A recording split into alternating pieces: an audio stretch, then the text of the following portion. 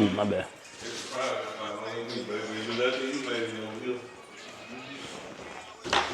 Who crib is this? Sauce? Hello? This just one hour with spice on here. Hello? Hey, what's up, baby? Oh, we got the dog Julio. That's what I'm talking about. Yeah.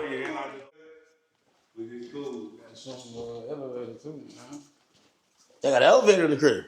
We got some shit going on. Did y'all build this? Yeah, this from the ground up. Really? Yeah, it's just the master bedroom, though. Just from the ground.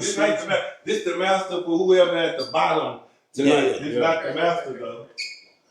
I'm just showing y'all a little baby detour, man. What we got going on.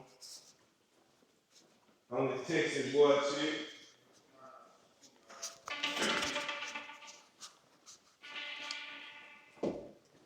Bathroom, man. Like I said, we ain't got time to get here and send the maids or nothing to clean up. So excuse me, y'all really got this next door to man, this is the biggest house on the block. We on Martin Luther King. Hold on, we ain't do that. Yeah, man, we gonna take him back here.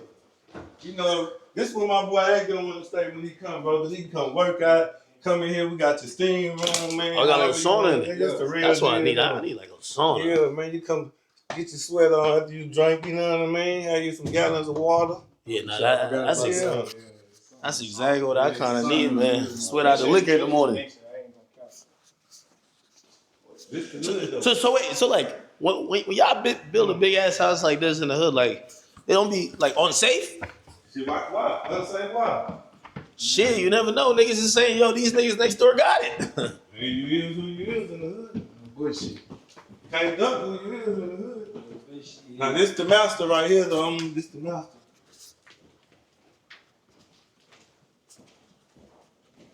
This master bedroom. It's like a floor. Patio. God show me patio. Oh, man.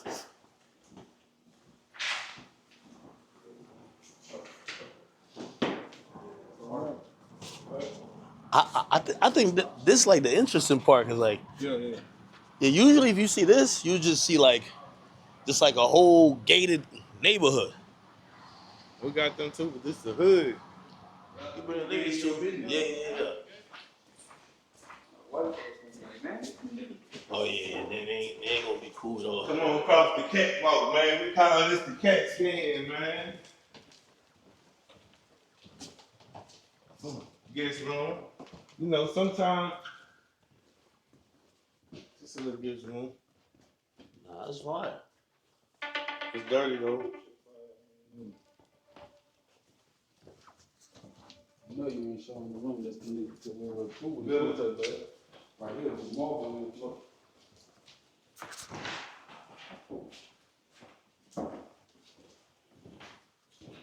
It's fire.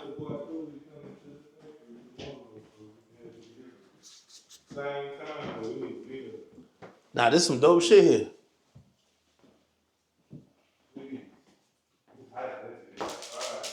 And this still the north side, ain't it? It's still the north side? Or no, south side. South side. My bad. It's the south side over here.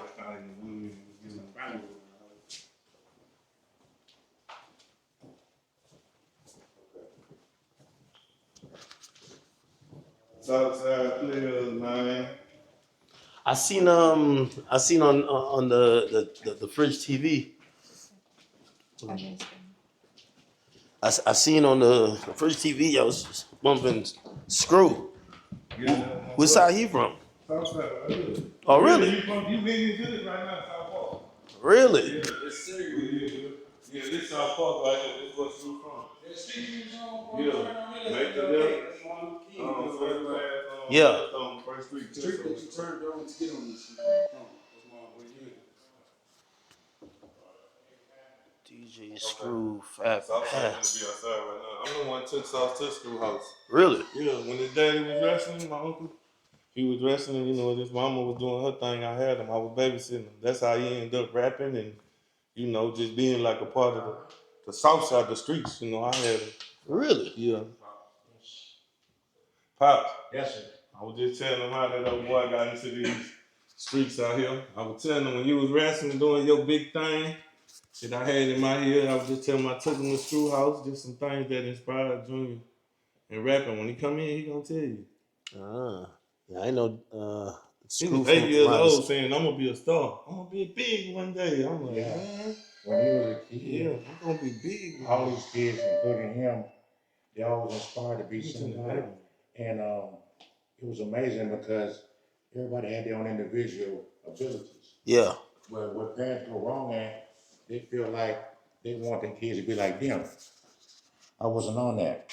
My thing was, okay, I'm gonna be the man. I'm the man. Let me figure out what these guys want to do with their life. Because I'd rather be there for them and go broke trying to get them to where they're trying to go than just sit back and take and complain because they don't want to do what I want them to do.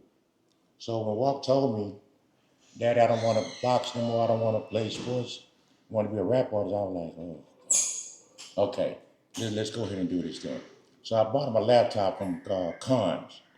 They had a program where you had to apply for credit and you can take home the merchandise and pay monthly.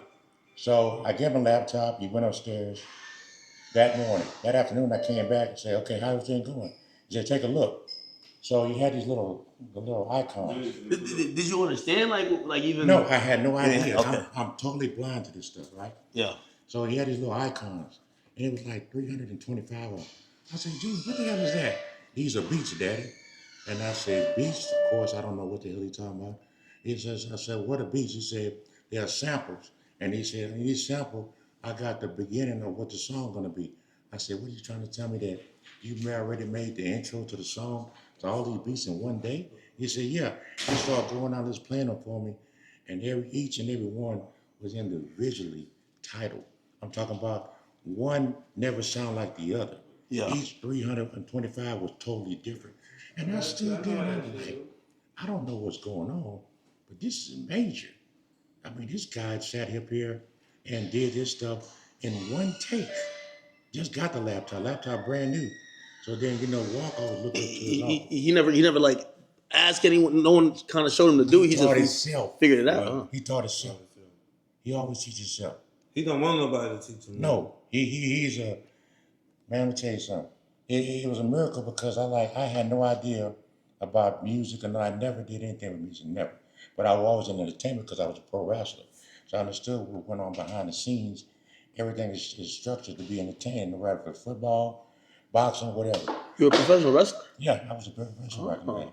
Yeah, I did WWE and all that stuff back in the day. Really? Yes, sir. Yes, sir. That's why I told you my uncle was wrestling.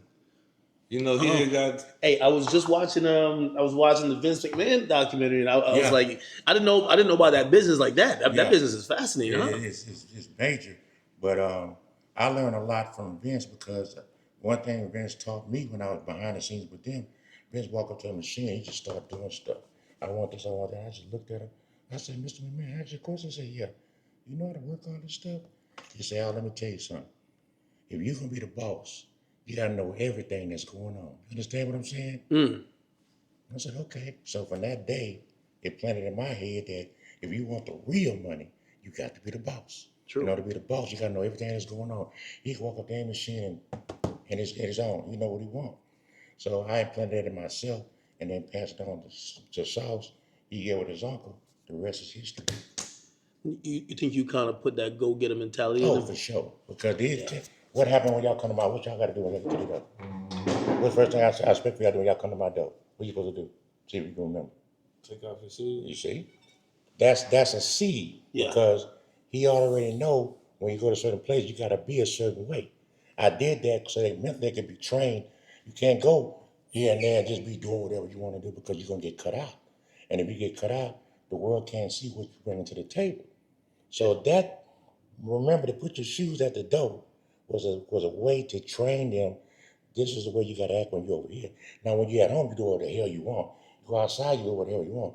But when you go certain places, if you really after that bag, you got to present yourself on another level or another format. See? Yeah. And by him doing that, he's able to juggle both worlds. He can still be, I'm this, I'm that in the streets, but he know when he get in front of people and go where he got to go, he can make that transition. And but see, Walker's even smarter than that because he learned to connect both worlds. Yeah. See, that's where the fascinating part come in there, because he was able to take this and mix it up into his own formula. That's where it gets interesting. Now, if you sit back and listen to all his music, his interviews, and everything else, all I could do is shake my head and say, damn, is my son doing that? Yeah. You gotta be proud, man. Oh, for sure, because the parent, and people need to understand this, especially the male, no disrespect for ladies, but the male plays a major part in that when it comes to young men. Without the male, the young men full potential is going to be somewhat distorted, because every young man want to be something, but without that male guidance, they're going to be trying to figure it out for the rest of their lives, and some of them don't get a chance to even do it. There are people walking around right now that's better than Emmitt Smith running that ball, but they never had their chance to go out there and show what they got. True. Because of lack of that male participation. So I get angry when I see males say, man, they hear with all that stuff. I'm not gonna worry about it. Yeah, but you don't understand what kind of blessing this young man is. You gotta give him a shot. You deserve that one shot. You brought him into this world, you're responsible to make sure you get that one shot. Then you can complain. But if you don't get that shot, how can you complain? True. It's being real. Nah, you're right about that. Yeah, I mean, it takes a lot of self motivation to kind of like build everything from the ground up, but you got to be able to kind of see it to put it into the air, right? I'm here to tell you, it's no days off, no rest. Because you still got to maintain a home. You got to maintain food, bills being paid, making money. And then outside of that, you don't get no rest because you got to go out there and still hustle. You still got to go out there and cover everything. You still got to go out there and monitor. You still got to be a father. It's an ongoing, and he'll tell you, it's a non-stop process. Everybody ain't built for that. But at the end of the day, if you're gonna get in that kitchen and if you're gonna make a masterpiece, you gotta put everything you have that God gave you into it, because that way, when you get to my age and older, you can sit back and do one or two things. I give everything I had, or I tried my best, and this is the results of it, and I'm thankful. I'd rather have that than to sit back and be wondering what it coulda, shoulda, woulda. No. Yeah, I think even from what you tell me, it sounds like for example, like my mom and my dad. My Right. mom was a teacher. Correct. My dad was a principal. Right. But they were straight edge with how they viewed everything. You got to go Right. do it this way. Exactly. They didn't get it at first. Right. What I think your advantage is that you're doing pro wrestling. That's already kind of a non-traditional route. So like when your son tells you like, hey, I want to do something, rather than you like, my mom got on board with what I was doing after she realized I had to juggle both. You got to still be doing school and do that at the same time. Combined. But you believed in sauce. Like, you know what? I went a non-traditional route. Let me see let's see what if he could accomplish It his only dreams. made sense to me because why would you push your babies into ballet, or just one example, anything else that you feel they're good in, and then when you put them over here, they shine like the sun in the sky. It's just common sense. You got to get away from that traditional, well, my daddy did, granddaddy did, now you got to do it. No, but you're cutting off, you're like this table. Okay, I'll give you an example. I'm gonna put one of my blood pressure medicine. Look at that. Look how small that is. Mm-hmm. That's your kid. But look at all this here. Yeah. When you keep him right here, that's all he is. You're Yeah. not letting him expand. You're not letting him explore. Not letting him cover. All this is blessings. This is his talent. It's everything. But you want him right here. Who fault is that? The parent. Yeah. You got to let go. And what you got to do with this, you have to stay right with him. You have to guide him. You may have to fight with him. You may have to cuss him out. You got to do what you got to do. But at the end of the day, when it's all said and done, you got this now. And the next is this. And just keep going on and on and on. But when you stay in that mentality of it's going to be this way or no way, then that's where you're going to be right there. Did you have to start like kind of updating your way of thinking? Oh, for sure. So because even talking to you at the factory, I could tell you have a good grasp of where the business is going. Look like you already got a good business mind. Yes. But you're not. Some people would be like, well, nah, back in my day, they used to sell out the trunk. We got to just do only that. You realize the game when it comes to streaming and everything else. I'll give you an example on what you just said. Imagine if we were still driving Model Ts. Yeah. How would that fit in this world now? There's no way. we would never make the progress and achievement. We would still driving Model Ts. You have to evolve with time because time is here for us to grow. So yeah, what we did back then, of course. But just imagine if we had what they got now back then, where we'd be. So that's what our people got to understand is that what happened back then was a setup or a seed planted so we can have this forest that we got going on right now. And the more of us can grasp that, man, we'll dominate this planet like nothing. Because we got the talent everywhere. Everything we do, we are good at it. That ain't the problem. The problem is the problem is number one, we don't work together. Number two, stop being jealous of one another. If you got a car and I got a car, if you got 9 Rolls Royces and I only got 2, so what? We don't have to stop making Rolls Royces. We don't have to stop making Bentleys. We don't have to stop making anything. It's all what you want. I'm not gonna be mad at you because my man here is security. So what if he's security? That doesn't mean he doesn't have a big house. I mean he has a bunch of cars. He got a lot of jewelry. He spent his money, invest his money where he wants to. Why should I be mad because this man living good and do the right thing with his money? But that's the mentality that we have, especially the younger generation. Man, look, especially here in Houston, just Texas alone, there's enough money here for everybody that's walking around to be a millionaire. There's that much money here. It don't make sense. There you go. There he is. How you feeling? Huh? This nigga, man. How you doing, brother? That's him. Hey, guess what nickname I got for him? I thought somebody was using my shit Airbnb. That's done. Want somebody Airbnb my shit? Talk to your boss man, right? Or your partner. For a party or something? I thought that a party or Man, I said I was coming to Houston. I said I got tapping with you, man. I said I got to get welcome here the right way, man. I ain't gonna lie. I said it before. I said in my hood, in my city, man. Welcome to one of my investment properties. Hey, South Park. I said y'all two got me so hyped on Houston after y'all came through, and y'all really, I ain't gonna lie, y'all kind of sold me on the dream. I had damn near want to move down here. I'm like, y'all got to go check this shit out. Because I mean, just culturally, obviously we've been here, but I feel like there's a lot of growth over here now. There's a lot of thriving and shit. Eh? Yeah, this is what it said. This is what's going down. Come to H-Town, Texas, where you get the bang for your buck. Come to Houston, you get the bang for your buck. You know what I'm saying? More land for less bands. You would never leave it, would you? Yes, I live in Miami too, though. Yeah. But I'll never leave Houston. Leave Houston, no. Houston the source. Yeah. We're not like them other rappers act, man. I know you one of them niggas people realize you getting it. You getting it. Red 50s. You getting it. Cyber truck outside. Oh, you got the cyber truck? Yeah, it's Cyber Megatron outside. You seen what my daddy driving in, right? Yeah. Yeah. Everybody doing good. That's how many rappers you know they father putting up in $250,000 cars? Not a lot. Actually, barely any. A lot of these rappers, they've ridden and been homeless and ain't got nowhere to stay and nowhere to pay. Got plenty of this shit. That's what. So I was speaking with your dad, and I was like, "Yo, I think that this is a thing, definitely with Houston, but definitely with you, like that build it yourself mentality, DIY. You know, just like." Yo, rather than go to another nigga who could just give me something to get it done, I'm gonna just do it my damn self. You know what I mean? So, that's how you kind of been winning. I had to, and it's just we had this horrible weather in the city this week. It's still raining right now. Left over. Yeah, man, it fucked up my the power of my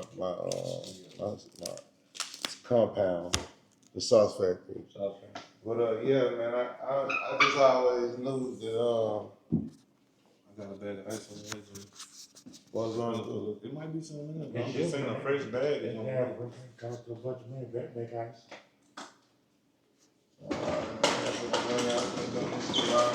Yeah, that'll make some money. You know what I'm saying? Yeah, cable and TV on the bus.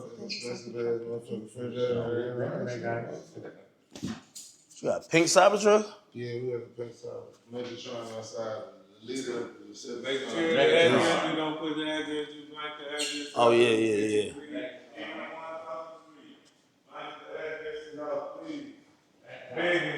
Nah, it's a fact. Hey, listen, I'm big on security too. This nice house is not beautiful like this when we first started.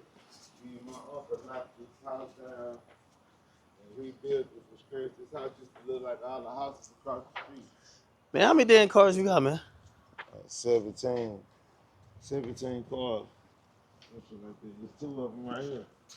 And then you went to the sauce factory, so you seen I had a couple cars over there sitting up collecting dust, like old tennis shoes. Well, it's one thing niggas can't say. Niggas can't say you just leasing your shit, like you just give it back and you just swapping them out. You got 2 or 3, you just swapping them out. You own these bitches. I own them. 17 of them. Real license plate, hard tag. God damn. We went there, we wear Louis Vuitton every day. It's been down there, 60 days was the last time I seen you? Yeah. I still got on Louis. I left you with Louis on, came back 60 days later, I still got on Louis. Nigga, you living a life out here. I don't know what's going on. How much of this all rap, man? Because I know you got like 50 businesses, right? You said how much it was? What I like about you is that I don't think most rappers don't got other shit going on. I can see like the entrepreneur in you is like, you look at it as you got the rap business, then you got this business, then you got this business. You trying to make 50, which by the way is the right way to go if you really trying to get up a B or something like that, right? Right. So I'm like, trying to get a B. Like how many like businesses all around you got? Because look, we had a rental property now. Yeah, that's what I'm saying. I probably got about 12 different businesses in my portfolio. Probably about 12. I have a exotic boat factory, manufacturing company, Potenza Watercrafts. Shout out Potenza Watercrafts. Y'all follow us at potenzawatercrafts.com and Instagram. I have my own water company with. I have my own water bottle with exotic pop, sauce water. I have my own smoke vaping company called. How do these opportunities come to you? You go out seeking them, or just kind of naturally come? Both. Some I create, some I conspire with other people. We make ideas, and some they just come to me. Like the rap bars, the one I was just telling you about, my vape company. That idea was brought to me, and I just expounded on it. They came to me about just doing a vape, period, and I came up with the idea to call it a rap bar. In rap, we have bars. Yeah. The little vape things are basically like a little bar that you vaporize, and then I put faces of different rappers on the. That's fire. That's like. So they rap bars. Yeah, that's fine. Just like how they got rap snacks, rap snacks. You got the rap bars. Yo, nigga, what the fuck you got in your mouth? I seen you showing this shit on the gram. This shit look crazy in person. Yeah, man, it's insane. Jesus Christ. 50,000 to 35. How big are them 37,000 to 50,000 to majority of them 50 and 40. Smallest the 1 carats, 1.5 carats is like 36,000 or 42,000. Yeah. Then so the big ones is like 50. A lot of people said this, right? If they was pointers, for pointers for people that are like uneducated in diamonds, a carat is 100 points. Yeah, okay. So we say people like, oh, he got pointers, he got 50 pointers, 60 pointers. These are not pointers, they're carats. A 3-carat diamond would be 300 points. And if in that scale, the way people say points, pointers. I got hundreds of pointers in my mouth. Hey, you know what everybody said about when you came, we sat down for the first time? A lot of people love the game you were given, right? But even on shit like, for example, even when you explain jewelry, because some people be like, nah, yo, he talking a lot of smart shit, but then he said he spent a lot of money on jewelry, but you broke it down, you were like, it's a marketing thing. You know what I mean? It's how you put yourself out there too, right? Yeah. Like when people see opulence, like in this culture where we live in, when it comes to hip hop, if you look broke, they're not gonna really want to be you, right? Absolutely. Well, I mean, you can use it in the terms of hip hop and talk about being broke, but if you can apply this to any form of business in life. First appearance is last appearance, and how attractive and appealing your product is and your place of business is going to determine how many reoccurring customers that you're going to have. If a person goes to your restaurant or to your business establishment and it's dirty It doesn't look nice. People are rude that work there. It doesn't smell good. And they're not going to be excited about the experience and going to return and spend more money with that place of business because they're going to feel it's either unsanitary or it's displeasing. So therefore, the person who owns that place of business makes less money. You get less profit, less proceeds. But if you have a lower level place that maybe you say you are keeping it up to par, it looks decent, but it's not extravagant, it's not exquisite. It looks mediocre. Okay, well you can't charge me $300 for a meal. You can't charge me $300 for a jacket out of here. You can't charge me $500 for a TV out of here because this looks like a wholesale shop or this looks like a burger stand type of a restaurant versus a filet mignon 3, 4, 5-star restaurant. You don't even have to be a 5-star restaurant to make somebody have a $1,500 dinner. But if you have if the standards of your establishment is nice and they got all the bells and whistles and it looks expensive or it looks pleasing, then people feel comfortable about spending money and it entices them to spend more money and then tell other people and create word of mouth and they spend more money.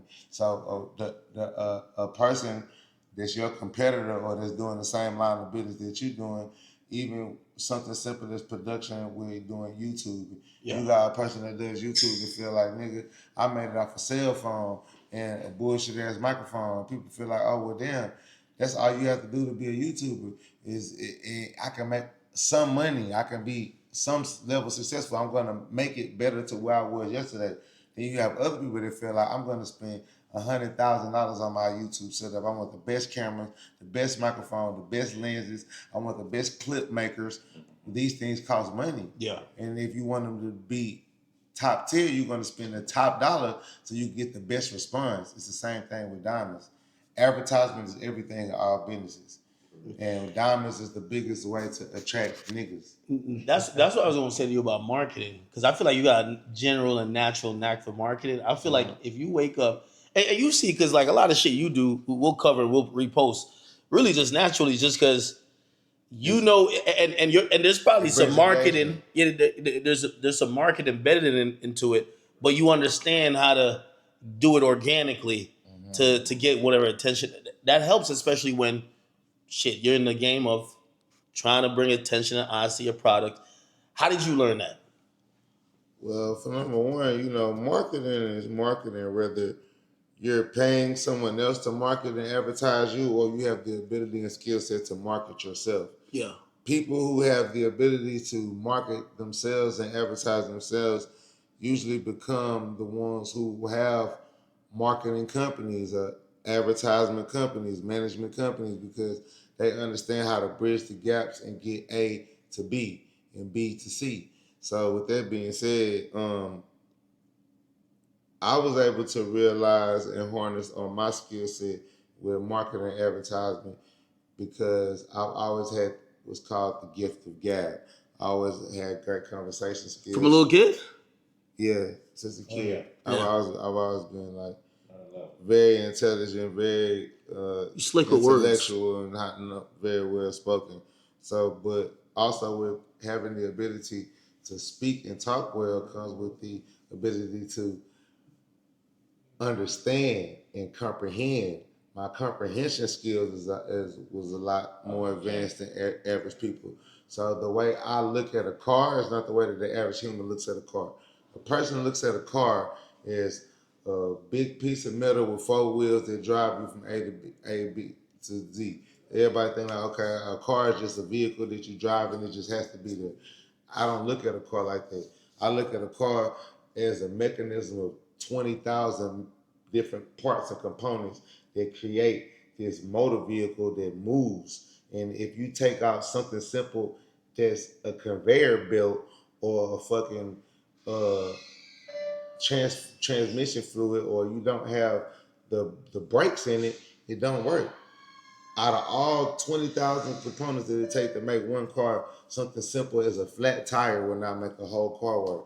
This whole car is a unfunctioning mechanism or machine or piece or item that doesn't work when you just make one, when you take down or break down one thing in it. Everybody else, and then even not just that, if you don't have a human being inside this car, it still can't move. It's nothing. Or some people look at a motherfucking table as a table. I look at the table as 5, 10, 7 pieces of wood put together to create stability. You take one leg from this table, it's just a bunch of pieces of wood again. You take the top off this wood, it's just some sticks. I look at things from a broken down perspective, because when you break shit down and you understand what, how, and why, then you understand the purpose to do. When you know why things are the way they are past what they are, then you can create. People who just look at shit for the way it is, they don't have the ability to create, because you don't understand looking at things past face value. People just look at shit for what it is. And if you look at things for what it is, more than likely you may not have the capabilities to become a millionaire or to become. That's an entrepreneurial necessity for. You're one of the people who, again, as I said, I think you damn near taught me into start looking into properties out here. Yeah, I feel like you went on your tour of media run.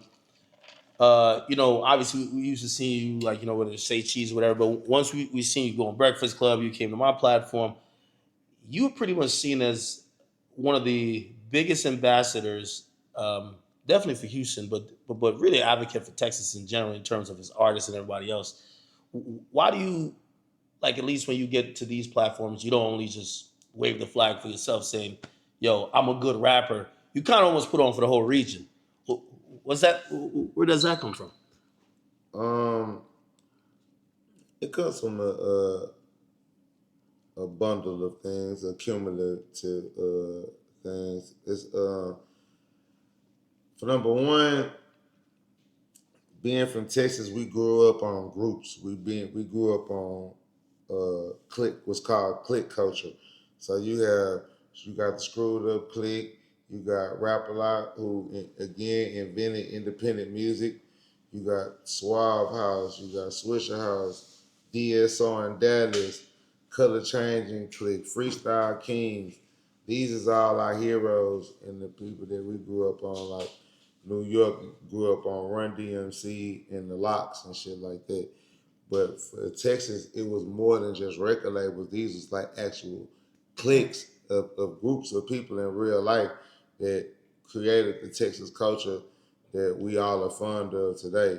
And by me being a fan and a student of that, I also long and yearn to see my state at its former glory and its former stature that it was in hip hop, to be reclaimed and rekindled and to be appreciated for what we truly are. And I understand that I am a leader and a forefather in this generation, in this day and age of Texas, and it's my responsibility to shed the light on others and just my culture as a whole, because that creates the energy and the waves to make somebody like Big Extra Plug, who dropped arguably the biggest Texas song that represents Texas in the past decade. That's a joint. Walka, that's a joint I was playing. I'm from Texas, right? Yeah. And my name, he mentioned my name in the greats of Beyonce, Pimp C, and the rest of all the greats who built the founding blocks of Texas. I'm the last gatekeeper and tastemaker and culture creator in Texas. I'm the last person to add on and create culture to Texas that became worldwide everyday culture of Texas, drip and splash and salsa and all the other shit that I brought to the state. So I could be like these other artists who, like how you said, only want to keep all the attention on them and bring the conversation on them, or try to overly glorify themselves, make themselves bigger than what they are, or make people care more about them and more interested in them. But I don't look at life like that. When you know you that nigga, when you know you him, I know I'm him. Like the world know I'm him. I don't need the rap to be that nigga. I'm gonna be rich without rap. I'm handsome without rap. Excuse me. I'm a gangster without rap. I'm a businessman, entrepreneur without rap. I have all these different hats where I'm loved and adored at I don't feel any jealousy or any envy or any sense of competition that's unhealthy or dangerous to my status. I don't feel that me helping this younger artist out or this new artist from the state of Texas or giving him his flowers or speaking about their name on a certain platform, that's not going to hinder me or make me less of a real nigga or make me less of a superstar than I am, because for number one, when you turn that microphone on in that Pro Tools and you press record on the beat, motherfucker can't be me. Motherfucker can't fuck with me. So Your father told a story of basically him going to get you like your first laptop, first computer, and basically he just let you go do your thing, and he said the next time he checked up on you, you was doing some great stuff, making beats. You look like you were well into like learning music, really from the ground up, because you have to do it yourself at that point, right? I mean, obviously you had a affinity for music, but how'd you get to just learn all that shit? Okay, so like it's like the fucking gold. It's like the fucking golden go-to thing for a rap nigga to say like, bro, I ain't want to be a rapper when I was growing up, bro. I was just, my partner said, bro, you should rap, bro. You get money, you like a rapper, you need to try that shit. Yeah. I honestly believe 90% niggas that say that is bullshit. Like, y'all lying, bro. Y'all bumping. Y'all saying that shit because you don't wanna. You wanna look tougher or more hard or more like a street nigga because people don't want the stigma, or you know what I'm saying. People don't want the. Everybody don't want to be stereotyped as a rapper. You know what I'm saying. But then a nigga say that growing up they had hoop dreams to be a basketball player or football athlete. They turn around as a grown man and the rapper say athletes and football players is dorks or nerds, jocks, because they have to go to school and have discipline to make it to the league, something that most street niggas lack. So, you feel me? I was never one of them niggas that didn't know or didn't believe or understand that hip hop and lyricism was my calling. From the time that rap found me and discovered me, I knew I was gonna be a rapper. Yeah, you Then I had that shit, my uncle right here. We from Ace Town. We got the screwed up culture, DJ Screw and all that shit. So freestyling off the top of the dome to like beats slowed and chopped and screwed up and shit. That's like everyday Houston culture. So in the early 90s, when all of that, when DJ Screw still alive, Kiki Pepe, all our legends was like in the midst of that greatness and that glory, my uncle used to ride around me in the car, sipping syrup. I'm a little young badass kid, so they passing me cups of drink in the backseat and shit, trying to get me to go to sleep and chill out. I'm bad, breaking shit, throwing shit, cussing people out. But in the midst of all the fun and the games, the beat will come on. And my uncle be like, nigga, freestyle. Nigga, let me hear what you got. Nigga, say this shit. And I'ma come down. I'ma come through. I'ma might have gum on my shoe. Batman called some red and blue, just different bullshit, just freestyling off the dome. Which is kind of like, it's almost like a muscle, right? Because nowadays, and you said it, we talked about it when we sat down. When you said, yo, listen, pretty much you're one of the best freestyle rappers, and really just rappers, period. And you believe you can hang with anybody. There's a few people saying, man, this nigga capping, and then when they seen a few of the examples, some of the freestyle, they said, all right, man, this nigga really rapping. Like, he could, it don't matter if he from, because that's a thought, that's an ignorant thought too. Some people be like, all right, he from Texas, he can't come hang with a New York nigga. Like, New York nigga gonna take his head off with it. You know what I mean? I fuck over all the people with no disrespect, and I've shown it multiple times. I just actually did an amazing cipher with some great lyrical tyrants. And I really showed up. It was on Double XL and Netflix. Me, Absol. Really? Yeah, ASAP Ferg. Yeah, I destroyed that shit. You Absol in that cipher? Yeah, me, Absol, and ASAP Ferg all in the same cipher. I destroyed that shit. Yeah, You should post it whenever you get back and send it to me. And yeah, I fucked the people up. But Absol and Ferg, they both did their thing. They both killed it with me too. Yeah. But yeah, I do that shit, man. That shit easy. When niggas think about like Absol, niggas think about like the epitome and the top of, somebody with a lot of lyrical dexterity and content. And, I think you still proving people wrong that who's just uninformed. Yeah. That's the caliber where they should be putting you in rather than, you know what I mean? Because sometimes they see the theatrics, right? So they might be like, yo, this nigga mad entertaining. Okay, we know him for this song. But they then, think that shit like some lame, goofy shit. That's all he do is yeah. jump around and scream and do ignorant shit. No, no, I'm really him in real life though. And the thing about that is that like when you really come from this shit and you really know you are an alpha male, you know you assertive, you know you stand on principle, you know you're aggressive, you know you're a gangster. You ain't trying to be all fucking tough and fake mean and fake too cool for school all the time. Like, you know you have the power. So you motherfucking, when you know you have the power to destroy, you try your best to bring fun and joy and enlightenment around and happiness around people because people already look at you as danger and destructive because they know you have the ability to destroy things or convince other people to destroy things.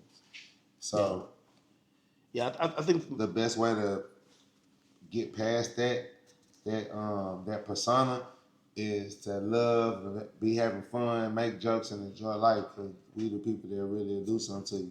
You ever seen like how a security guard try his best to diffuse the situation and make everybody laugh and calm down and split everybody up before he erupt because once this big ass motherfucking security guard nigga erupt and get to slamming and slapping people and throwing motherfuckers around, now shit broke and people hurt. Yeah. But now that you know that, and once you see that's displayed, even though this big nice guy was so friendly and gentle all these other times, now you don't even look at him the same and you feel uneasy of what he's capable of doing. That danger and that concern don't come with size. It just comes with what animal you dealing with. Because a motherfucking snake or a goddamn a fucking a piranha could kill you. A piranha could damage you. A piranha this motherfucker small. You put 3 of them bitches together in the pool and your ass over with. And some people were trying to say, even though you were making up, I think people got the point, but they felt it was bad timing with like the Drake shit. Which there was a bigger point, right? The bigger point was just like, if you come to the land and you're inspired by it, you always got to give back. Yeah, man. Right? I salute the Drake and all the great things that he do. Salute Drake. He's a great artist. I just, I feel what I feel. I have no beef with this man. He a millionaire. He's doing great. I'm a millionaire. I'm doing great. You know what I'm saying? I got fans. He got fans. City Houston love him. You know what I'm saying? Toronto love me.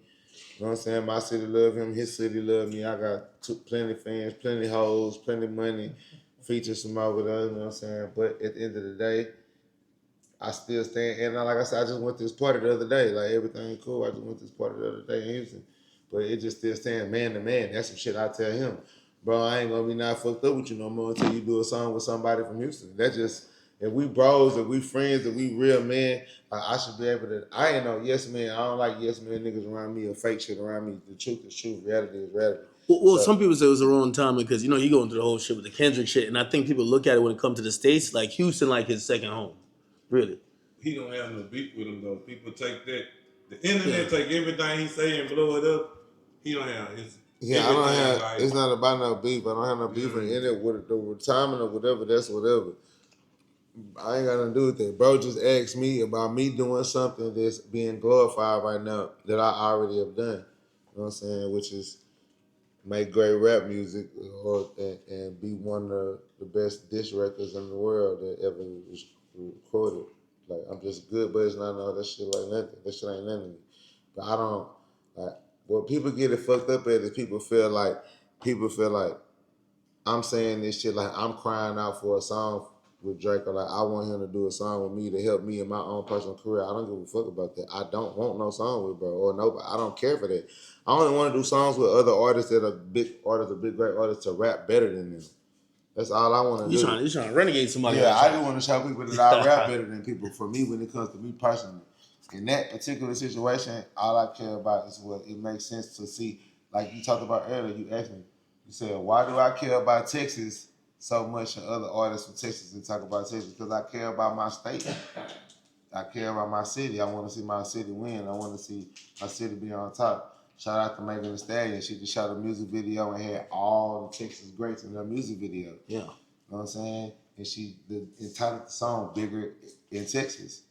That makes sense. That's a beautiful thing. That's showing real love and shit to the city that she has songs with all of us. She just put us in a music video. That's just all. We just want to see dope shit like that. People from New York be having that mentality too. Like New York City is like they like New York City usually feels like if they're not in the conversation, something wrong. Right? And that's the type of shit I be trying to make my uncle and them understand about. Like people like they be mad at me for speaking on this type of shit or bringing it up or whatever. But at the end of the day, I don't give a fuck because I could be unapologetically real in my life. Because again, I don't need rap to be rich. I'm gonna be rich regardless. Fuck rap. I just would love to see the Ghosts. I would love to see the Ghosts get in there. Yeah, but what I'm saying is, we run this state like yeah. that. You know what I mean? I just would love to see the outcome on the saying, music side. All that friendly shit don't mean that. You can be friendly with a million rappers in the world and cause peace and hang with niggas, do all that shit. That don't mean you gonna do no song with no nigga.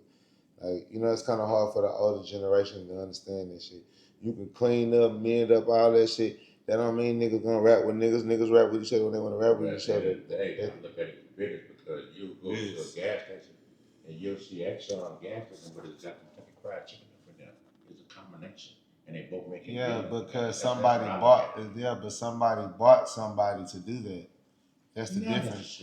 No, it's not unnecessary. It is necessary. It's called a business deal. We will not allow a whole nother company come and add on to our company and thrive off of the people that come to our gas stations. That it's mandatory that you put gas in your car. But it's not mandatory that you get food at this restaurant. You get food at this restaurant more now because we're attaching to level that they had to bring to the table for them even say, oh, let's have a conversation about it. Yeah, no, because you could. The level is invest and buy your way in. The level is we have an extra piece of space attached to our gas station, and you can buy in and put your gas station right here. I'm not buying in with none of these rap niggas to do songs with them. Yeah. So again, what y'all saying is futile. If the person does not want to genuinely do that, then they're not gonna do it. Just like we had genuinely have not had a song like this happen for the city of Houston for any artist. I just want to see all artists. Fuck Drake. All artists that are big artists from around America. If you come to Houston, Texas, if you come to Dallas, rap and do music with the artists that's big in the state of Texas. Don't just come to the state of Texas and have fun and enjoy life and do all these different things and then say that you love us and love our culture and not be a part of our culture eternally till we all help each other grow. That's business. You know what's so funny? Because I was watching something. I think you saying that is a very nice approach. Nothing that's threatening, nothing like that. But that's what Trick was saying about Detroit. Now, obviously, people took it wrong because they said the whole no-fly zone. But what he was saying is that, if you're gonna come to our city, right, and you gonna get 80,000, right, fuck with the local artists, show some love here because they're trying to make it up out of here. You're coming to our city, taking the resources of the people that's paying you, having a good old time, and then you just kind of dip. It should be a little bit of a, exchange where you kind of give back as well, right? That's kind of what you pretty much believe in because the culture is important and the people here make the culture. Culture is important in everything, and especially in hip hop. And how can you be attached to somebody's culture or have love for somebody's culture if you're not dealing with the essence? That's the point of documentaries. People make documentaries because they want to know the beginning story. They want to know the genesis. They want to see who, what, and how did this thing that we all attracted to come about. So when you talk about being from somewhere as great as Texas, Louisiana, New York, Florida, California, these places call for fellowship and respect and honor for the people who laid down the foundation, building blocks, and the people who are also born by birthright from these cities and from these states that continue these legacies on and keep them pushing forward. The NBA wouldn't be the NBA, in college and all of these different sports wouldn't be the things that they didn't if it wasn't for things like alumni. You know what I'm saying? Yeah. College football wouldn't be college football if we didn't have the years and years and generations of people that are passing the torch down and bringing. Okay, you don't have to be from motherfucking Austin, Texas to be a UT alumni. You could be from fucking Cincinnati, Seattle, but that's where you choose to go to school. That's where your frat brothers is. You love this school. You love the culture that comes from Texas in the school. So you're going to do everything to give back to the school and help the people at the school and the future people that's going to go to the school. That's what alumni does. Passing it on. You pass it on, you invest. And so therefore it's not about, like when people try to say, well, oh, somebody, if you're not from Detroit, and just because you moved to Detroit and you go rap in Detroit and do all the shit in Detroit, you don't owe, that person doesn't owe nobody in Detroit anything. Yes, you do. That's like saying you support a college football team and your son go to school there, or your cousin go to school there, your nephew go to school there, and you say you love them, and they're a star athlete there, and they invite you, and they give you free tickets to the game, they give you hotel rooms, they do all these things to show you love and compensation for your son or your nephew being a part of our college program. And all we want you to do is wear jerseys and repost them on your page. But just because originally you from LSU in Louisiana, and that's where your true heart is at, in LSU in Louisiana, you don't want to be seen on camera actually, because you're a figure, a person of importance, with a UT jersey on, making UT a better place and giving them a bigger push because you supporting your athlete nephew. You don't think that it helped the NFL when Taylor Swift go to the Super Bowl? Yeah, of course. You don't think it helped the Kansas City Chiefs when Taylor Swift put on the Super Bowl Kansas City Chiefs jersey? You see they put the motherfucking camera on Taylor Swift damn near in the stands more than they had it on the wide receiver, the quarterback, and the field goal. Right or wrong? That's a fact. Okay then. It's just business. It's just, you know. Hey, wait, nigga, you about to get in a boxing match or some shit? You know when I just train and be training. I've been fighting my whole life. My daddy had me in boxing when I was 14, 15 years old. I boxed at Savannah Boxing Gym with a lot of world champions, world class champs. Right so now. that's just like exercise. It's not like you're trying to. Yeah, I do that shit. No, it's people. I want to do like some professional fights in misfit boxing. I want to do like three to four fights under my record just to say that I did it. Like, you know, Master P was what weight in the class NBA. would they have you in? My walk around weight 165. So I probably would fight at like 150, 154, maybe. What did Blueface do? I can see myself getting down there 130 and shit. What classes are Blueface in? I know you was It don't matter what class Blueface in. We in the same. We can fight. Really? Yeah. Like I'm saying. Did you win? Now Blueface guy, he actually had some squabbles. I ain't gonna lie. Like you look like he did. You look like he had some squabbles. I ain't gonna lie. Hey. That's the first time I seen it. That's the first time I seen Soulja Boy be like, "Yeah, I ain't showing up for this one." Again. Well, that could be a good. Again, salute to Blueface. He in jail right now, so you know what I'm saying. I don't speak no ill will or no tough shit or no shit to no nigga that's incarcerated fighting for his life and his family right now. So until he free, I can't really get into it. But I will say this. And Wack, you know Wack 100, that's my nigga who's family. Wack will tell you, like, you know what I'm saying, when I first got interested in doing the boxing shit and stuff like that, I called Wack and I was like, you know, Wack, man, what you think about me and Blueface getting a fight or something? Or like, if you can get me into the fighting shit that y'all be getting into, like, so you was down. Yeah, I've been like, Wack was like gonna help me get a fight, like with like Bosco, or like with somebody like that. And I'm like, yeah, I'll fight whoever, like, you know what I'm saying? Give me like 2 fights in, like Blueface, I'll fight after the fact, whoever, like, you know what I'm saying? But it ain't, it's just all fun, it's for the money, it's just fun and games and shit to be doing, just to be doing it. But at the end of the day, you know, everybody got shit going on. It just didn't make sense at the time. It wasn't no big deal or no shit like that. I think he'll come and go. I see the dude. I'm pretty sure he'll fight me too. Shit. Yeah, no, he's for the back. I think he one of the only few rappers that like really would fight me like on some real fight me type shit. But also, I don't think he take it personal. I think he's like, yo, Snap Dogg too though. Don't leave out Snap Dogg. Snap Detroit. Snap He's been Dogg down to fight. Now me and Snap Dogg, we gon' punch like on some exhibition shit. Like we gonna get spar in the ring something. Spar. At least. Yeah. We gonna get in the ring and spar just to be doing it and recording it. And maybe if everybody liking it and get enough attention, then we'll like do a rematch or an actual match in the ring. I just look at it like I could see boxing and sparring with other rappers that's like, you know, deserving. Like everybody got to be obviously deserving. Like, you know what I'm saying? But like that shit, I look at this shit like everybody playing basketball, like having a 5-on-5 basketball game. Motherfucking me going to play football or some shit like that. Everybody trying to see who could do the best. Motherfucking me racing. We all racing. See who faster. It's just checking your workouts. It's seeing how sharp each other is. You know what I'm saying? It's nothing personal. The dude who I didn't know his name when I interviewed you, but I know his name now. Mm-hmm. Was it Go Yayo? He want to box you. Mm-hmm. I ain't gonna lie. I started watching his interviews. Next question. Well, you really, I think this is the power of the tongue. You put me on, low-key. And I get why you said next question. I put you off. Next question. Because I could have swore I overheard you said something about some motherfuckers look like they draws stink and they were wearing the same draws for 5 days or something. You said that. I was watching the video. I did say that. You said so. No, because it looked prehistoric. He was just like walking around trying to find people. You said that, man. But I think you get in the ring for the right price. I just don't know if the right price to get there. We need a name. We need a bigger name. I get in a ring with anybody.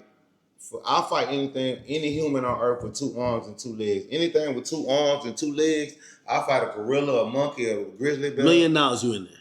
I'll fight for free. For free. Yeah, that's what I'm saying. Like if it's a confrontation or it's a problem, I fight for free. That's the point. I don't know. We trying to make this like some exhibition, not like I really hate you. Yeah, right. Like no. That's what it's supposed to be. It's for the exhibition. But what I'm saying is, this is what I'm saying.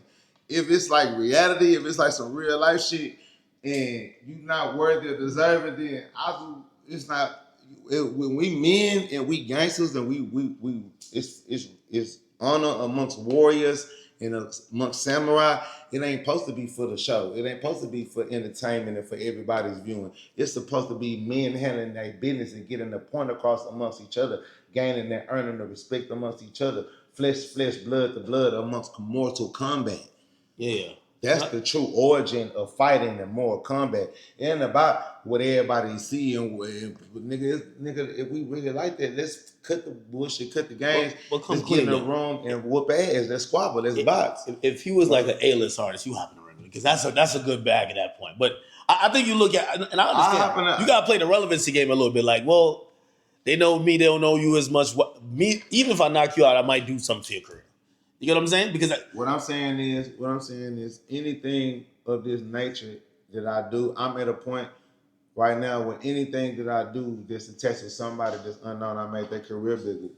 You just said that I made you discover some shit. So therefore I made somebody's career bigger. Right? Yeah, you put them on my radar a little bit more, yeah. Why are you saying don't undersay it? No, you did. Now you're trying to say ain't no little more. No. Have you ever said? I've heard about his name before. I never tapped in. Tapped in. You're right. I never tapped in. And the reason why I covered it on stream is because of you. You're right. I'll give you that. So I made somebody famous, more famous. Yeah, okay. I'm no longer gonna do that. Okay. Well, I understand that it gets you reviews and stuff. No. Content. I mean, but they just me. I don't really give a damn if y'all box. I just see he's doing a lot. I think he's doing a lot. I think I think you're playing the game that I would play because I play the same game. Like these days, like for example, they call me. What do they say? You're the number one media guy. I love going back and forth with people. It's my favorite thing to do. I like getting up online, just argue all day. But then I realize you get some people that they're reaching so high that me and their back and forth is even though like it's something that I do naturally. Right. For them, they just win no matter what. No matter what I say, no matter what, they're gonna win because of the exposure. So now I gotta be like, What I'm listen, saying if you're not in that realm, what I'm saying we're not gonna do this back and forth thing. I get that, with 100%. all this telling going on in the world, Yeah, I don't want no problems with none of these people, bro. I'm scared of everybody. Y'all like to talk. Everybody talks a lot. We living in a world in a day and age where motherfuckers talk way too much for views, and motherfuckers will get on an interview on national television in front of everybody and say some incriminating shit to try to take you away from your family and friends because they're not man enough to take care of their business in the streets like a man. so once you get to that point, you just check out. You're just like, I'm Yeah, good. I quit. I'm a rapper. We gonna rap and ooh-wee and drip sauce and splash and make songs and take care of the kids and teach people and help the community and do shit like that because the days of the streets being what they used to be, that shit is over with. That shit is a myth.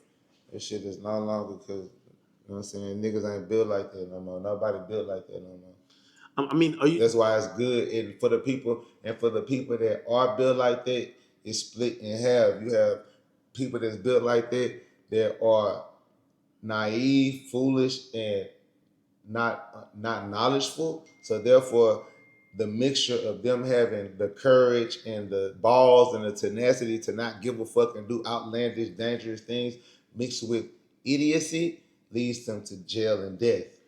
And then you have the other people that's built like that and cut like that and understand their power, understand the danger, understand what they possess and what they could do to other people, or the life that they could put in harm, including themselves. But they choose to harness that power and that energy and diversify from the negativity and use it as a strategy and a weapon for success, but protection and wellness to save yourself, save other people, but also use that as a form of discipline to understand, hey, I could do certain things, or I have the eligibility to make certain decisions and moves that will put other people's lives in danger or in harm's way, or will I can stop other things from happening that I don't want to happen. So therefore, maybe I should use the shit that I come from and these experiences that I come from, that's hardship, financial disposition, being poor, just the everyday struggles of the ghetto, broken parenting or parents and relationships and shit. You know what I'm saying? You use that as a fuel and a power to be better. A stepping stone, huh? And a stepping stone. Hey, You know what I'm saying? do you think the relationship with like either being a musician or even quote unquote a gangster rapper in the streets have changed? Or like for example, nowadays people seeing it just feels like we're just seeing a lot more about people cooperating, telling. And some people would argue, nah, nothing ain't changed, it's just more visible now. So do you feel there's a change happening or no? No, it is a change. Yes, telling been going on since crime been going on. Telling been going on since telling been telling, but it was never accepted. It was never appreciated, valued, or defended. Yeah. The way that it's being defended and coddled to where you can tell or commit such a treachery to the lifestyle that was given to us all, and you chose to continue with. You know what I'm saying? Once it's given to you, you're not supposed to throw yourself in it. But if it's given to you and you choose to continue it on, once you understand that you can move past that, then you sworn in. So at the end of the day, it's not the fact that the world changed. I mean, it's not the fact that the world ain't changed and people just seeing it more. No, it's that the world has changed, period, with all of this uproar of information, cognitive, this cognitive awakening of knowledge and softness. It's a lot of empathy. It's a lot of what does they say, gaslighting and excuse making and acceptance for shit that people used to be frowned upon. It is not just snitching. everything that people do. You know, people can. We live in a day and era right now where you can say I identify as a cat, and you have certain people in the world that will agree with that and say that you're a cat. Well, my answer to that is that I've never seen a cat drive a car. So how can you identify yourself as a cat, but you drive a vehicle every day? I've never seen a cat do that. You does that change how you put stuff out? Because these days it feels like there's a reverse type of way, right? Like for example, Dirk got locked up, and then you see a lot of people who was almost gaslighting online. They called him dumb. You see the YSL Woody situation. They look at him and they pretty much, you're doing 20v1s, you having a good old time. People have kind of accepted it. So it feels like now, like The internet accepted it. It's more of it. It's the internet. The internet reality and the actual reality that we walk in is two different places, but they both are real. When people try to say the internet is not real, that's a lie. The internet is very real. When people try to say the streets is not real, that's a lie. The streets are very real. The myth of it is the ethics and the codes and the rules of the streets. That is no longer what it is. Activity and crime and the shit that goes on in the hoods and the ghettos of America, that's gonna go on forever. But the moral code that used to be exhorted in the middle of it is no longer there because again, what makes a person have the fear of breaking a rule? The consequence. If you could put your hand in a fucking flame of fire and it felt the same way as putting your hand in a pool of water, then you would play with fire the same way you play with water and water guns. You don't play with fire because you know it will fucking burn your hand off and you won't have a hand anymore. You put your hand in water, it's gonna come back out. Well, it used to be when you tell or you do some unmanly things or you do shit that's you're lying about being rich and you actually poor. You lying about being a tough guy when you actually soft. Or you lie about sleeping with a woman you you lying on your dick. You saying you're a pimp or a player. You say you fucked this girl, you ain't fucked her. There was a point in time where that was the ultimate humiliation of a man because men were actually men then. Men have lost those values and principles of themselves. And it's not only the creator and the artist, but the consumers as well. It's the fans. It's the psyche and the mentality of the world has changed to the point to where we accept soft shit and we don't frown upon soft shit or weak shit the way that we used to. And if anything, we frown a little bit more upon.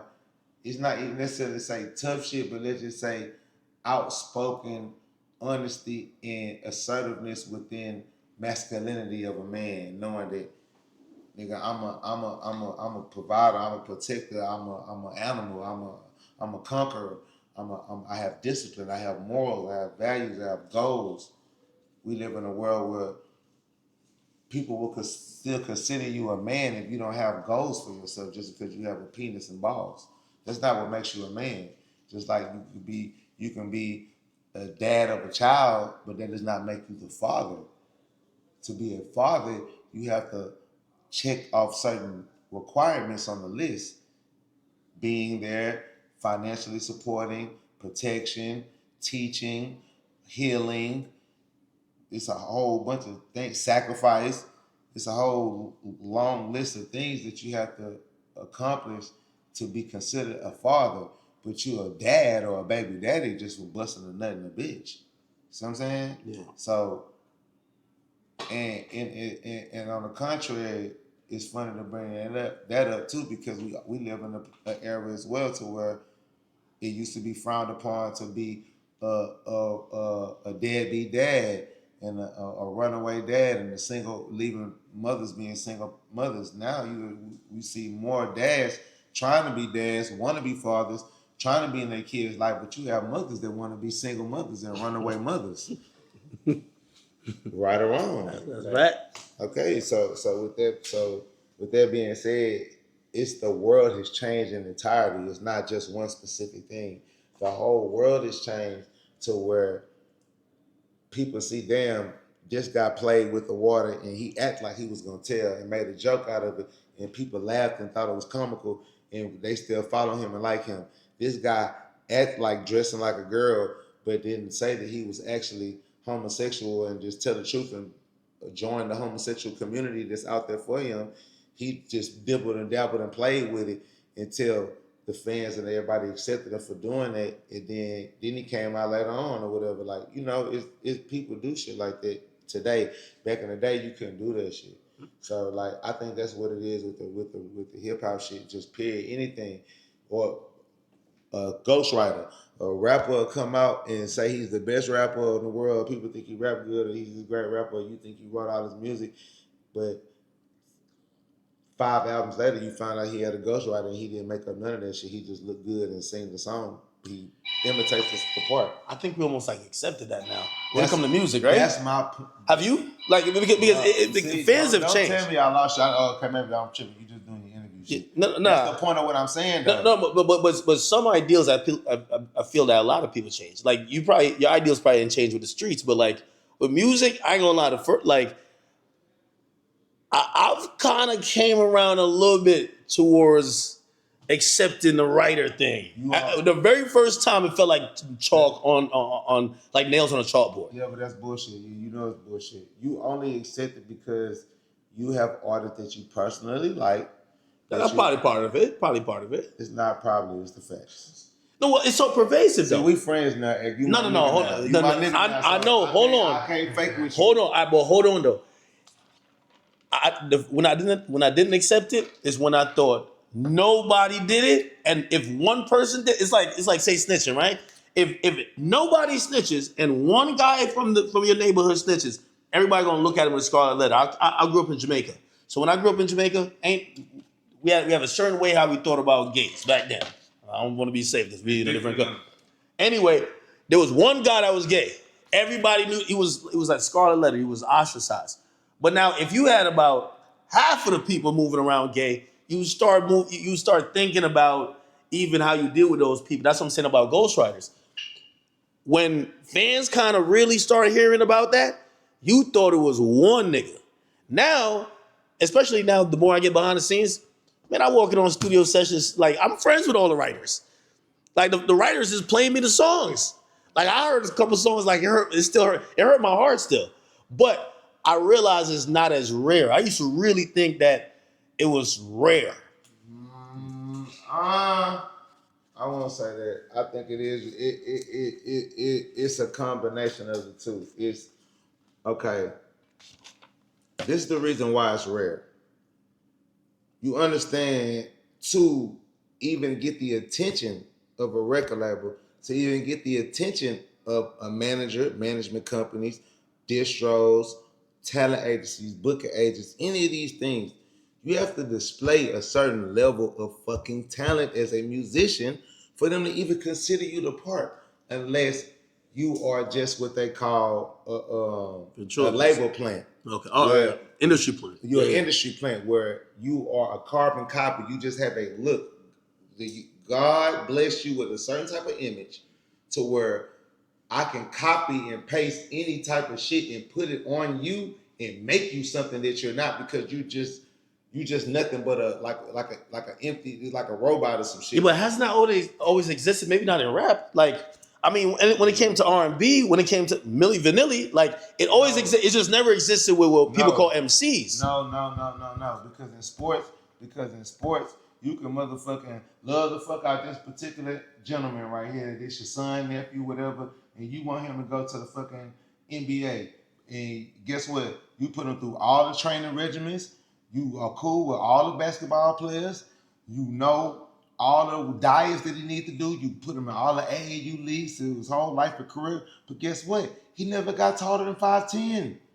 Yeah, but here's the difference though. So you know, that is you have to have the talent yourself in sports. In music, think about Celine Dion or Whitney Houston. This is why I think people appreciated R. Kelly over time, even though we know what's going on with Kelly, but still, like, he was writing a lot of hits for the other people that had the voices. So some people had the voices, they might not have the pen. He was writing the songs, they were performing. We gave Whitney credit for everything. You just skipped over the whole point and then still validated my point. All right, go ahead. You just said R. Kelly used to write songs for people because They could already sing good, and they was writing, Okay. making hits, but then R. Kelly would just make more hits for them. And you just said what I said. They already are great singers. You are not. You may not be a great composer. Writing the song is being a composer. Okay. You have the voice. That's a God-given talent. I cannot force that on you. Now we in a world now where I can fake make you sing because that's play devil's auto-tune. advocate. We'll play devil's advocate. Please do. I love to delivery. Delivery. Like for example, even when the shit with Quentin Miller came out, people said, "Damn, this nigga, I'm glad he gave the song up." You get what I'm saying? Because the delivery was trash. But no, bro. Listen, no. I fuck with Quentin Miller. That's my nigga. I fuck with him too. He follow me. He likes all my music. So when I say this, Quentin, this is no disrespect to you. I fuck with you, bro. Salute. I appreciate you showing me love all these years. Quentin Miller does not have the appealing image of a fucking R&B singer like the people that he makes songs for. That's true too. That's not how Quentin Miller looks. That's not his image. So hold on, listen. Because let's speak of another legend. I remember there was a time where people would say, I hate the way Lil Boosie rap with his voice. I hate Lil Boosie voice. When Kodak first came out, there was people that said his voice was different. The other dude, Spot him, got him. Uncle Lance retarded. It was people that said all of these people's voices was weird and unappealing, but they liked the image of that person. Yeah. They liked the Boosie fade and the Boosie jewelry. They liked the Kodak hair and the wig. Same thing with Spot him, got him. So if the artist is appealing or attractive or convincingly believable for whatever the message that you're delivering, then it doesn't fucking matter again about the skill set or level of talent that they can do as long as you teach them enough because they look the part. It's either you look the part or you have the talent, but you are missing the looks. You are missing either or. So I feel like you validated my point. You validated my point that the writing isn't that big of a deal. No, it is because the writing don't matter. It don't matter if you can't do the delivery, you don't got the voice, and you don't got the look, and you don't match the aesthetics that need that song to connect. No. We're telling you that's why writers exist. Writers exist because you have artists that are great artists that are writers themselves. Who I'm a great artist and I'm gonna be a superstar like Neo, but I still choose to write for other people. Yeah. And you have other people who I grew up in the church. I just sing, and I grew up singing other people's songs that God wrote. But I chose to make myself be my own superstar. So guess what? I started writing songs and making songs. That got me to a certain level. Now, once I get to this level, I am being suggested by other people around me to let someone else write for me. Now it's up to that artist to decide and choose to say, do I personally think that I am so great of an artist so I can carry my own feet and my own success as an artist, or am I going to use these steroids and this performance enhancement drug, which is somebody else's creativity, to write a whole song for me? Yes, I can do that and take it and get the album sales, but amongst the greats and amongst the curators and the critics who criticize the greats versus the non-greats, and when they say, well, what made Allen Iverson better than no, he's not better than Michael Jordan, but to say that. Yeah, my guy. He's right. But what made Allen Iverson better than John Morant or Derrick Wade? Right. D-Wade or John Morant or some shit like that. You compare because of the accolades and also the raw talent of what they are capable to do physically. Outside of stats, you got to talk about physically. He could run this fast, jump this high. He can get this many. He could do things physically that other athletes were not physically able to do. But then statistically wise, he achieved this goal, this many MVPs, XYZ. So therefore, if you ever heard or found out that the whole time that LeBron James or Allen Iverson was doing those great things, it was a magnet in the ball. It really wasn't him. So, all right, I kind of get what you said, but where do you draw the line? Because, like, here's the thing. Because you mentioned 2 points. If I was a great artist, like, I was just tapping in with Rod Wave today, right? Last night, actually. Yeah. And he's telling me how many days he's spending on the road now because he's on this big ass tour, and he tours every year. Mm-hmm. And what I got to realize, I was like, man, how do you really get time? Like, when you come in the game and you got all this time to make music, he got to do a million other things the time even you even said, these days I'm recording in hotels is not as comfortable as if I didn't have to go on the road. So when you're thinking about some of these artists, maybe they started off doing them themselves. Now they got to do 3 tours. They got to be here, appearance here, do a commercial there, go blah blah. They at a certain point, it might be like, hey, I need a little bit of because it's like a business. I need a little bit of help finding this type of song. You don't. It's not about none of that. People have people write for them because they want to make hit records and they don't feel confident 100% in their own capability in making hit records, or they are easily convinced, manipulated, or influenced by their surroundings, by the record labels, by other artists that surround them. You have people that's serious about their art that feel like this is my art. Then you have other people that feel like I'm just doing this shit. I fuck with art, I love art, but like you have tattoo artists that I do tattoos because I do tattoos. But I don't love art the way you love art. So therefore, as me being a tattoo artist, I may be great, but I will copy or do a stitch or do it the way somebody else want me to do it. But because I don't give a fuck that much, I just care about making money and being good enough to make money and getting the next platinum record, doing the next great piece of work. But then you have other artists who I want to be considered one of the greatest artists ever. I want to be considered one of the greatest painters, the greatest tattoo artists ever. You draw a line with a hook. Like, for example, there's certain artists, they might just be like, they get writer's block, I'll take a hook, but they won't have nobody write their raps. It's like this. See, it get a little sticky. No, it ain't no sticky. It get a little sticky now. It's not no sticky. You still know. No, nigga, because, okay, I'm finna kill all the bullshit right here. And I guarantee you this, if you was to ask every writer in the world, ask every writer in the motherfucking world about this, and I guarantee you, you'll feel a different understanding. Because all that shit you saying, that's bullshit. I'm facts. Let's cut to the fucking chase, Act. I'm a facts when we talk. So let's talk about it like this.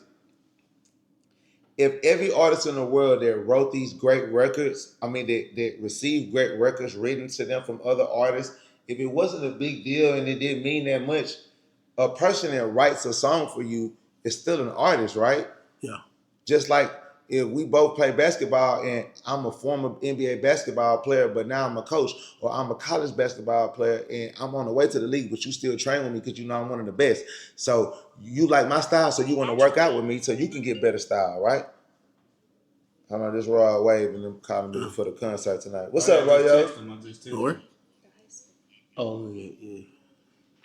Yeah, send me his number again. I'm doing this interview with Akademiks right now, but send me his number again. Because I tried to text him last night and I couldn't find it, but I'm texting you. I'm going to send you my list of people. All right, thank you. Appreciate it. Okay. You pulled up today? Yeah, I'm coming to the concert. So you know we could continue this because I'm gonna be there from 4:00 to the rest of the time because I'm doing a walkthrough with him there, but he's going to a high school right now, so I'm about to go meet him at the high school. All right, that's my boy. We're gonna meet up tonight. We're gonna finish it up and we're gonna do this shit tomorrow. But I just want to say my last point that I was saying about this shit. The point that I'm making is when the difference between the two, we was talking about the writer. The writer shit. When so a writer's an artist too. Yeah, a writer's an artist too. With a writer being an artist too, why would Beyonce never put some of the writers that wrote these songs for her on the song with them and gave them the opportunity to be a big star too because they wrote this song with you? And if the glory of who wrote the song doesn't really matter, why wouldn't it's because they have to pay these artists for these songs that they write for them, right? Yeah. Some 50,000, 100,000, 300,000 because I'm writing you a song that's going to go quadruple times platinum. Don't you think people like saving money? Don't you know record labels like to save money, budget? They don't like to spend all their budget, right? Something as simple as making one of these songwriters a feature on the song because you said it's not a big deal and nobody wants to hide the credit. So why not say this big artist, whoever you say, XYZ, Kurt Franklin, featuring the person that wrote the song? I get you at that. It is a part of the facade to have the listener feel like it's all you. Exactly. So therefore, that is the glory because you want the listener to fall in love with you. Because if your listener knew that, yeah, you look beautiful, you look great, you look handsome, you got the jewelry, you look like all this shit, but the actual talent, That's what I'm saying. The marveling part, LeBron James is 6'8". LeBron James run this fast and jump. That's the marveling part. The talent is he can play point guard, center, and power forward. He's won 3 different championships. He scored this, he shoot this. The talent of an artist is he can really freestyle and rap that good. He said this many punchlines. He went from rapping to singing, and then was singing is just as good as the rapping, if not better. Oh, he used autotune. Oh, he don't have to use autotune. Wow. He can sing with a real voice. He can sing with autotune. Damn, this nigga's really talented. And then you kill all of that by saying, yeah, but somebody else wrote all of those songs that you like by that person. Yeah, I get that. No, it's not. I get it. But in business, see, that's the thing. We're talking about people's personal feelings of honor and respect of the history and the code of hip hop. But in business, fuck all that. Get the dollar. Yeah. Because we're doing business. In business, one of the biggest business modules is the 70% law. Steal somebody else's product and change it by 70% to where you can't be sued as the owner. That's why you have things like fucking You giving too much game. Well, that's what I'm just saying. That's what patents are for. That's why people have patents. You know what I'm saying? So you feel me? Make sure y'all tell them that Chimichurri in South Park, y'all. Hey, Yeah. that's some legendary shit. Y'all lie word. I made sure I went got that for y'all. Oh, no, I for a reason, appreciate you. This like the most popular South Park DJ school legendary food you can have coming to the hood. Chimichurri, you remember? Yo, Sauce, let me run and go. No, bro. I don't even know how they found a high school this quick, but he gonna pop out of high school, do a show real quick. Oh yeah. Shit. I'm trying. Shit, that should be the first thing I did. Very good.